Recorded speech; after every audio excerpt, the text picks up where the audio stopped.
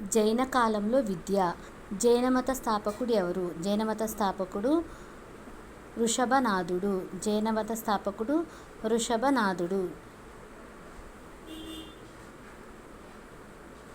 Next చూడండి, జైన అనే ఎక్కడి నుంచి వచ్చింది ఆ శబ్దం?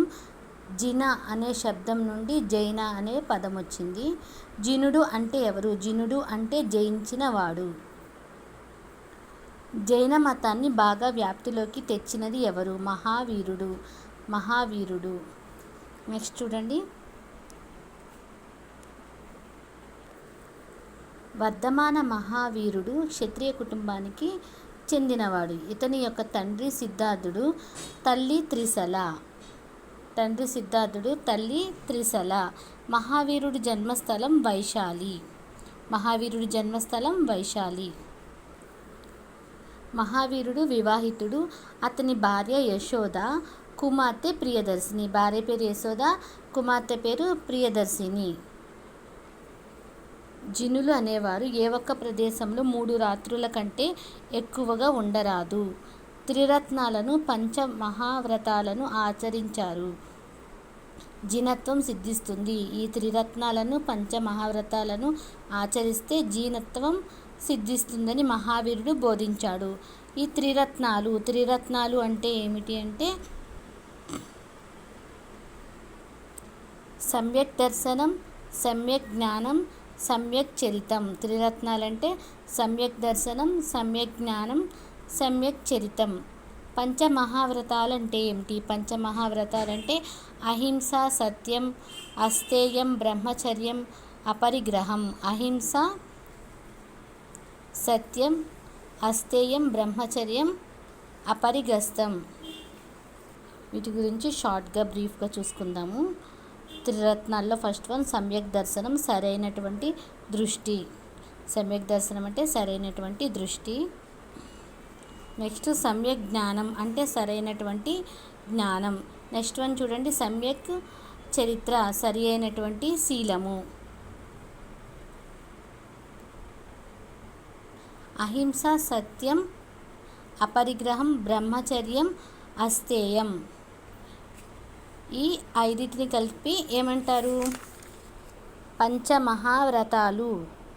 ఈ 5 కలిపి పంచమహావ్రతాలని అంటారు. వీటి గురించి బ్రీఫ్గా చూద్దాము. అహింస, సత్యం, అపరిగ్రహం, బ్రహ్మచర్యం, అస్తేయం. హింస చేయరాదు. సత్యం అంటే ఎల్లప్పుడూ సత్యాన్నే, నిజాన్నే మాట్లాడాలి, అసత్యాన్ని ప్రోత్సహించకూడదు. అపరిగ్రహం, ప్రాపంచిక వస్తువులపై వ్యామోహం ఉండరాదు. బ్రహ్మచర్యం, జైన సన్యాసినులు ఇంద్రియ సుఖాలకు దూరంగా ఉండాలి. గృహస్థులు పవిత్రంగా ఉంటూ తమ భాగస్వామి పట్ల విశ్వాసంగా ఉండాలి. అస్తేయం అంటే దొంగతనం చేయరాదు.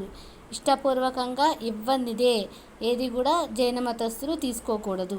ఏదైనా ఇస్తే తీసుకోవడానికి జైన మతాధికారికి అనుమతి అడగాలి. ఓకే, ఇది జైన మతం గురించి. జైన కాలంలో విద్య. పాఠ్య ప్రణాళిక, బోధనా పద్ధతులు. పాఠ్య ప్రణాళిక, బోధనా పద్ధతుల గురించి తెలుసుకుందాం. జైన విహారాలు క్రమబద్ధమైన బోధన జరిగేది. ఇది ఏ విధంగా ఉంటుందంటే మౌఖిక పద్ధతి, చర్చా పద్ధతి, ప్రశ్నోత్తర పద్ధతి, వివరణ, స్వీయధ్యయన పద్ధతి, బల్లె వేయడం మొదలైనవి. గురు శిష్యుల యొక్క బంధాలు ఎలా ఉంటాయంటే జైన మతం గురించి అవగాహన, అధ్యయనమే కాకుండా జీవితంలో వాటిని ఆచరిస్తూ సత్సంపన్నులై ఉండాలి. విద్యార్థులు అనుకరించగల వ్యక్తిత్వం కలవారై ఉండాలి. నిరంతర సాధనశీలులుగా ఉండాలి. అహింసా మార్గాన్ని అనుసరించాలి.